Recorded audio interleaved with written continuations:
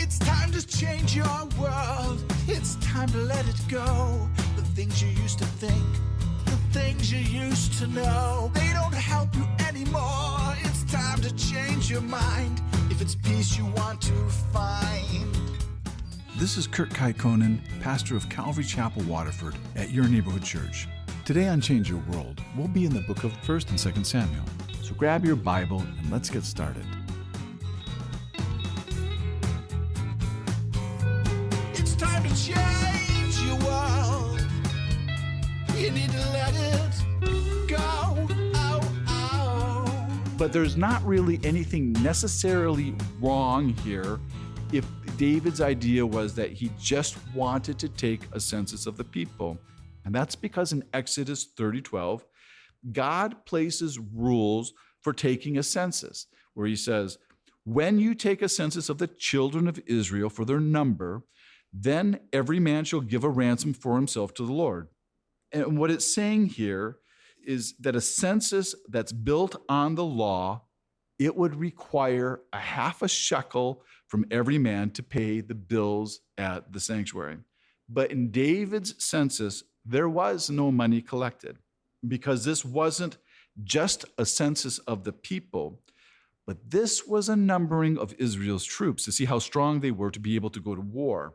So David, he wasn't trying to collect a temple tax, but also to be fair to David here, Israel did have military censuses in the past without anybody being judged. And we have that recorded 2 times in the book of Numbers. But the motive for the numbering of the men in the book of Numbers, it was different than David's. David's motive was all stemmed out of his pride because David was trying to seek his own glory and his own achievements instead of seeking God's glory for what God has done for Israel.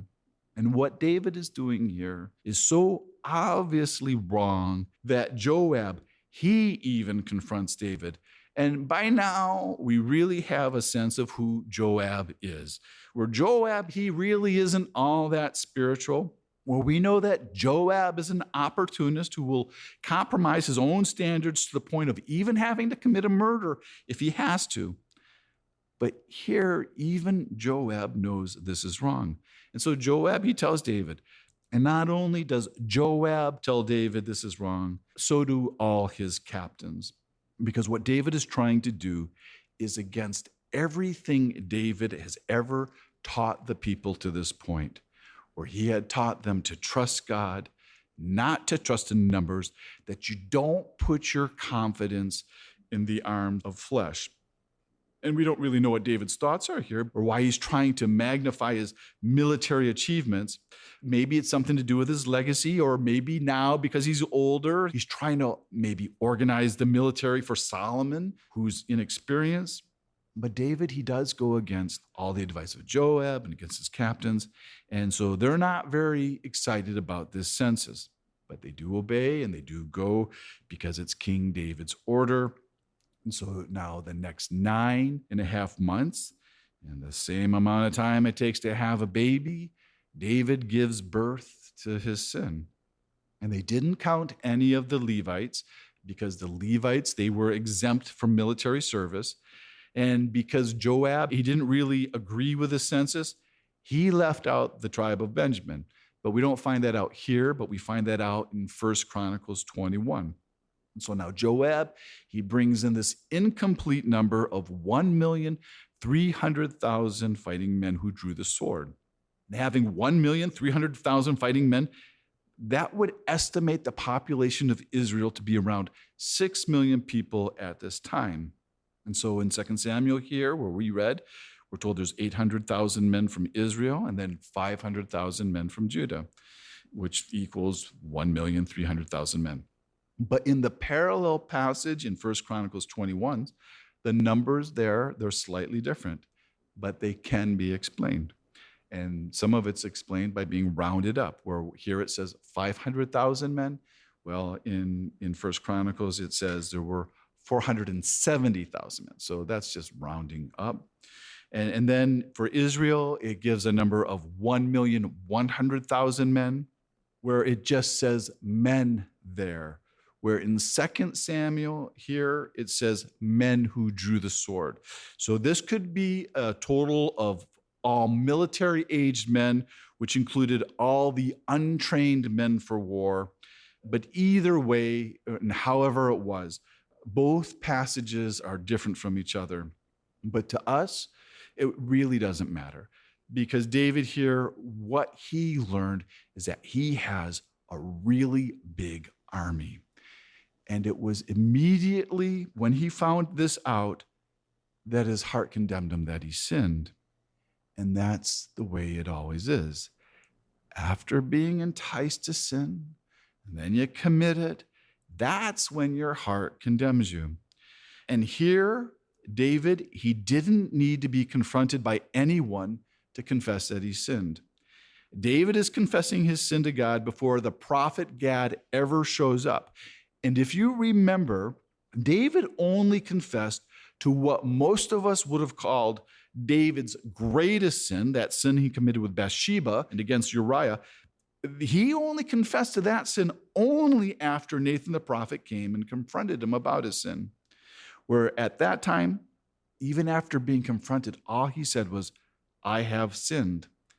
But now here at this time, when David has not been confronted by anyone at all, David says, I have sinned greatly. Like I said before, that most of us would consider David's sin with Bathsheba to be the greater sin.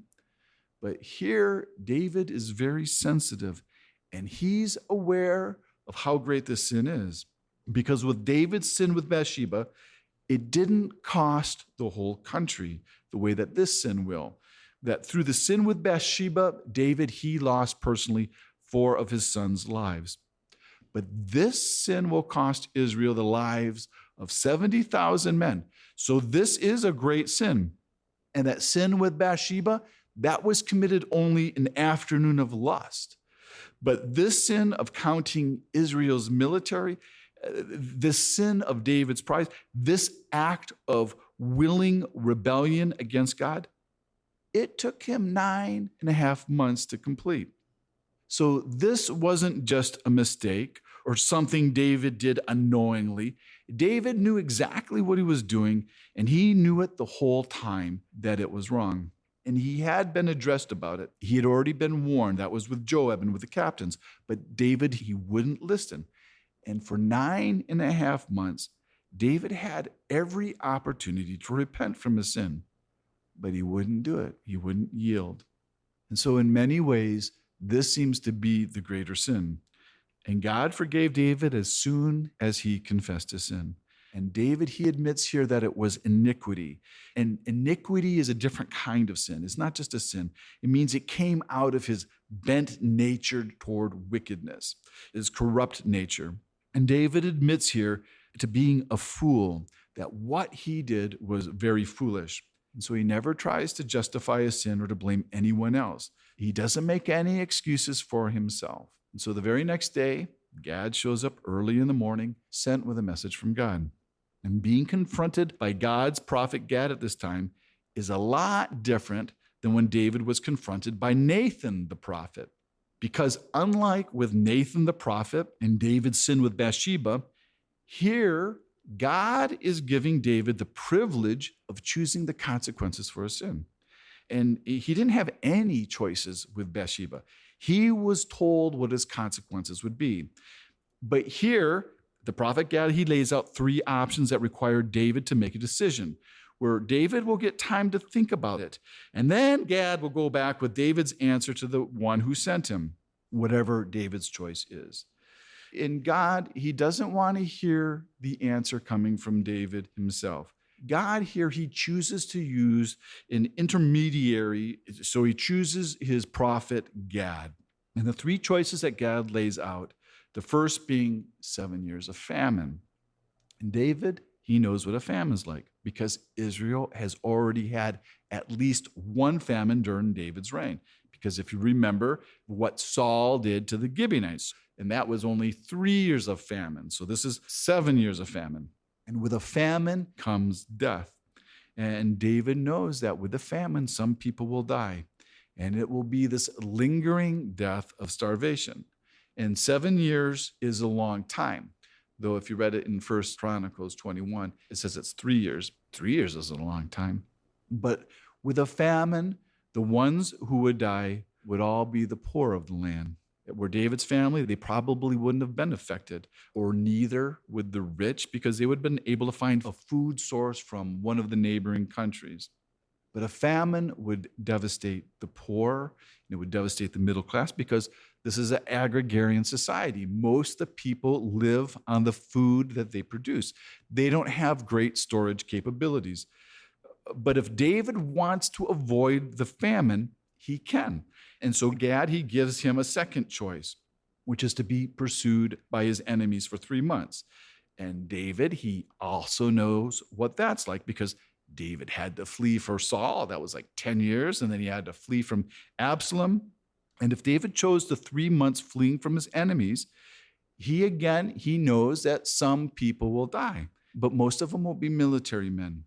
And though 3 months doesn't seem like it's that long, David, he wants to avoid the horrors of war. David doesn't want to subject the people to that.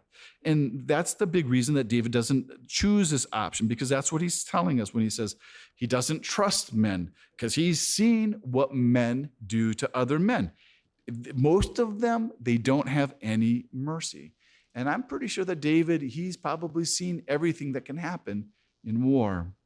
But what David has probably never seen, he's probably never seen a plague, because we haven't heard of a plague during David's reign.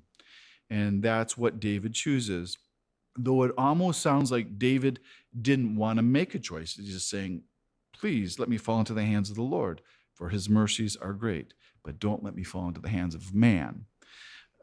But what he really is doing, he is trusting the Lord, and he's trusting in his mercies, but he is actually choosing the plague. And that plague, it started the very next morning, and it was very quick. And a plague, it could strike anyone. It could strike the rich as well as the poor. It could even strike the people from the royal household. They could be stricken. But everyone's life would be in the hands of the Lord. So the Lord would be the one who chooses who lives and who dies. And the plague, it started down south, and it worked its way up to the north, back to Jerusalem. So it sounds like it kind of went the same direction in the way that the census was taken. And it says that 70,000 men died, but it doesn't mention women or children. It only mentions men. And you have to remember, David is taking all of this in as if it's all his fault, that this is all on account of his sin. But we have to remember what the first verse of this chapter said, where it said that God was angry at Israel, where he's punishing them. And so some people, they suggest that God's using this occasion to punish the people who followed Absalom, that it wasn't just this random 70,000, that God was very aware of each man that died. And the loss of 70,000 men, that would be a loss of about 5% of all the fighting men that were counted in the census. And then David, seeing that 70,000 men died, he's having a real hard time wondering why God has let him live. And then God lets us in on how this actually looked from God's view, where this angel was just about to strike Jerusalem, but that it's God that holds the angel back, because this is God showing his mercy, because David was right in the way that he talked about God showing mercy, that this angel is being held back by God in God's mercy for Jerusalem. And God allows David to see this angel over Jerusalem. And David gets to see the angel bringing God's judgment and the angel striking the people. And so David, he intercedes for the people. And David confesses, and he says, surely I have sinned. I have done wickedly. But these sheep, what have they done? Let your hand, I pray, be against me and against my father's house. And so in David's eyes, the people are innocent, but they're not innocent in the Lord's eyes. And they're being punished for their own sin here. And David, he pleads for God to only strike him and his family because of his sin. And what I see here, though, even though David, he sinned, I see Jesus here. And we know that Jesus said he had no sin. But this reminds me here of how Jesus died in our place because of the plague that we're all under that's killing us. Where David is asking God to let him take the place of the people to save the people from the plague, just like what Jesus did. He came to die for us to save us from the plague of death. And God heard this prayer of David's, and so now he sends Gad with this message of hope, where Gad gives David the instructions for a sacrifice that will stop this plague. And so Gad tells David to build an altar on the threshing floor of Araunah, the Jebusite, who's also called Ornan, the Jebusite, in 1 Chronicles, which is that parallel passage. And being a Jebusite means that Araunah, he's, first of all, not a Jew, that he's descended from the original inhabitants of Jerusalem, who were Canaanites. And in 1 Chronicles, we're told that when David goes to Araunah, that Araunah, he also saw the angel of the Lord along with 4 of his sons, where all 4 of his sons, they all run and they hid. But Araunah, he just kept on working and he just keeps on threshing the wheat, that even seeing this angel, it doesn't stop him from doing his work. And then David, he approaches Araunah, and Araunah bows to the ground when seeing David, and he asks David why he's there. And David tells Araunah that he's there to buy his threshing floor. And a threshing floor, all that is, it's a flat rock that's actually the bedrock, and it's on a hill where the grain could be crushed by letting the oxen either drag a cart over it or walk over it. So it would separate it from its husks. And then because it's on a hill, the evening winds would come and they would blow the husks away. And David, he told Araunah that he needed to build an altar on his threshing floor and to sacrifice so that the plague would be stopped. And Araunah here, he makes David this generous offer because he offers to give David the threshing floor along with the oxen for the sacrifice at no cost to David. And some people, they question if Araunah's offer was actually sincere or if it was just offered in the Eastern tradition of hospitality, which means he was just being polite, but he's really expecting to get paid. Just kind of like if you can remember back in Genesis with Abraham when he went to go buy the cave to bury his wife, when he bought it from the Hittites. But to me, Araunah sounds sincere here. And if he actually saw that angel like David did, he probably does want God to accept David's sacrifice too and stop the plague. But David tells Araunah no, that he has to buy it for a price, that he won't offer to the Lord any sacrifice that costs him nothing. Because it's not a sacrifice if there's no sacrifice in it. And if David took Araunah's offer, it would have been Araunah's sacrifice to the Lord and not David's. And that kind of sacrifice, that would have never stopped the plague. It wasn't Araunah's sacrifice that would stop the plague. It was David's. Because a religion that is worth nothing, it costs nothing. And that's the same for us. Salvation may be free to us, but it costs Jesus everything, where it's only free to us. But a meaningful relationship with God through Jesus Christ, it costs us. It costs us our lives, where we're told he who gives up his life will save his life. And so David, he pays Araunah full price for the oxen and for the threshing floor. And we're told it cost him 50 shekels of silver. And shekels is a weight. And when we read in the parallel passage, where in 1 Chronicles, where it says that David bought the place for 600 shekels of gold, which again is a certain weight, some people say that there's a contradiction here, but there really isn't. Because what it is that there's actually 2 transactions happening at the same time. That David, he bought the threshing floor with the oxen for 50 shekels of silver.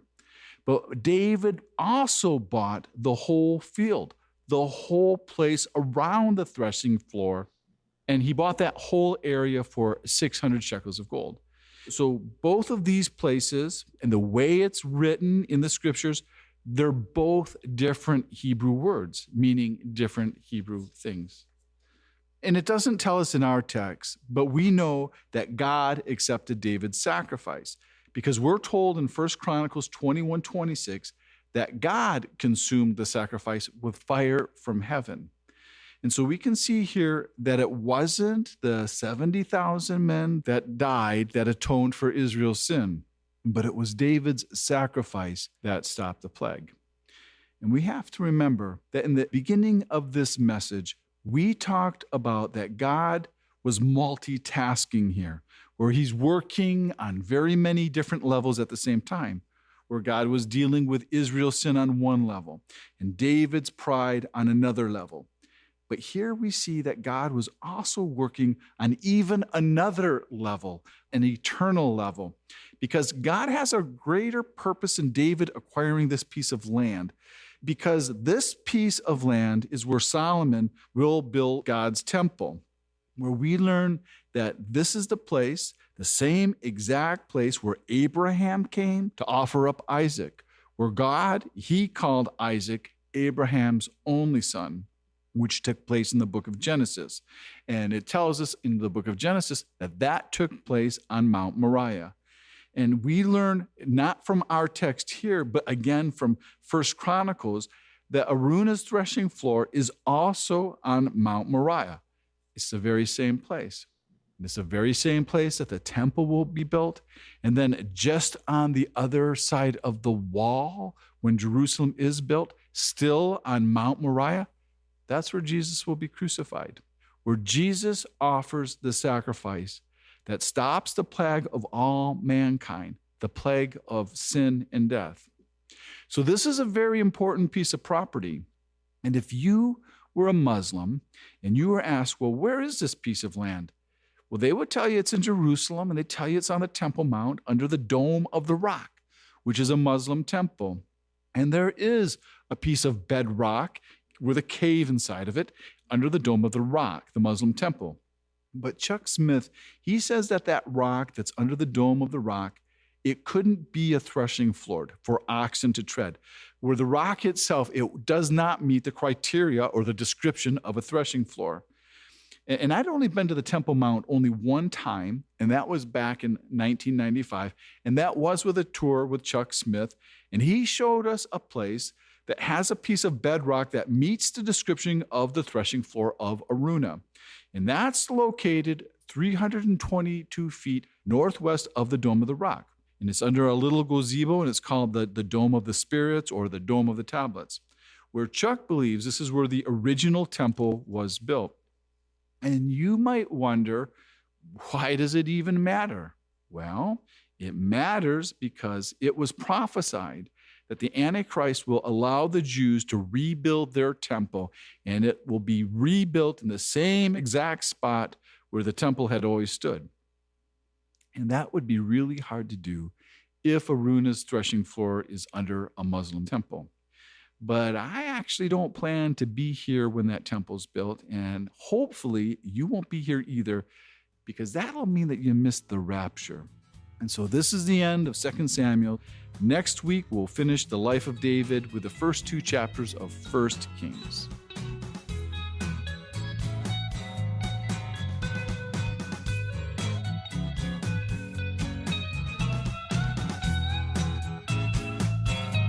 You need to change your world.